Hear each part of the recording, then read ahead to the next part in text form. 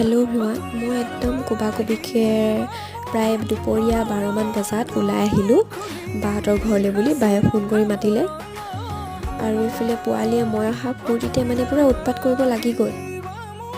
বিচনাৰ তলত মেকুৰী এটা সোমাই আছে, সি তাকে উলিয়াবলৈ চেষ্টা কৰি আছে। বায়ে আকৌ আম খাব মাতিলে। মই আচৰিত, এতিয়া বোলো আম আছে নেকি? বায়ে কৈছে পাছতীয়া এজোপা আছিলে, এতিয়া লাগিছে, মানে এতিয়া প্ৰায় পকিছেগৈ আৰু। মই বাপৰে ইমান লাষ্ট বোলো। তাকে আৰু বতৰৰ ফলটো বতৰত খালোঁ বাৰু পিছে, কিন্তু এতিয়া খোৱা মজাটো বেলেগ, কাৰণ এতিয়া আম প্ৰায় নাই, মানে ঘৰৰ আম নাই। এইফালে খাবলৈ ল'লোঁ, পোৱালিও একদম পূৰা খাওঁ খাওঁ কৰি আছে। আৰু বা ঘৰৰ পৰা আহি বায়ে ময়ে আমাৰ ঘৰত আহি চাহ খাব ল'লোঁ।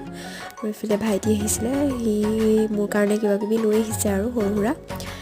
আৰু ৰাতি ভাত সাজত আজি আছিলে মাংস।